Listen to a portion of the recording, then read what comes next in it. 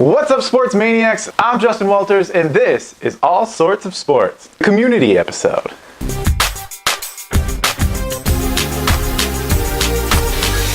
So last episode, I talked about how the World Series baseballs are juiced and how that's affecting the largest amount of home runs in a World Series in history. There were a few comments on that video, and I want to go through them and respond to them, as this is the community episode. Comment number 1 comes from Joseph Heinen, and he said, "Can't argue with the homers." No, Joseph, you cannot. This past World Series had a record-breaking amount of home runs in a World Series, which breaks the previous record, which was set back in 2002, which is actually the year before they started testing for steroids.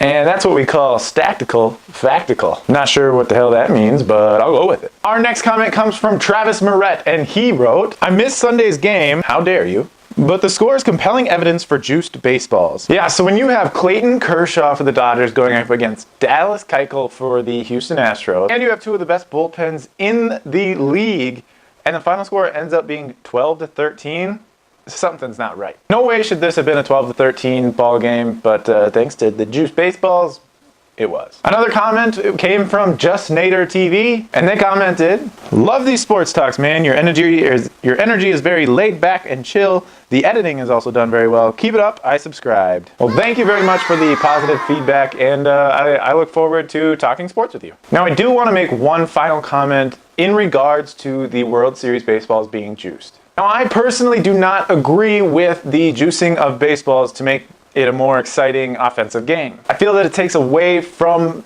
baseball and that it takes away from a lot of really good pitching. And as I was researching this, I came across a couple comments like this on Twitter. "Juice baseballs make for games like this. I can't see why you wouldn't like them. This is bonkers. If this is what juice balls get you, then I am sold. If the baseballs are juiced, who cares? People are watching, and this is entertaining as hell." And one thing that I find interesting is that the majority of the people that are saying juice baseballs could possibly be good for the game of baseball are the same people that are going to disagree with juiced players. And when you ask these people, why do you think that players should not be allowed to take steroids, you're going to get one of two answers. They are, number 1, it's not fair, and number 2, it takes away from the game. As we discussed before, the new baseballs appear to have a large effect on pitchers' sliders in particular. So it's not fair to the game of baseball for pitchers who have tremendous sliders but are unable to throw those due to the slickness of the new baseballs. Yu Darvish for the Los Angeles Dodgers is a prime example. Darvish relies heavily on his slider. It's his best pitch.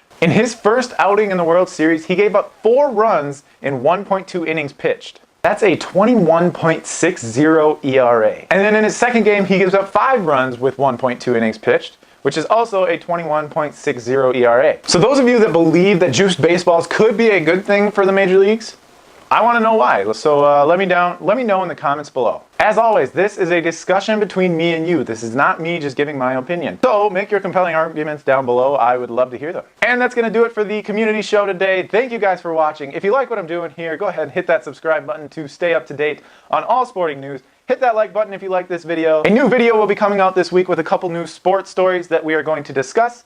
So be on the lookout for that. Once again, I'm Justin Walters, and this has been All Sorts of Sports. I've been flying from town to town, from London to Taiwan.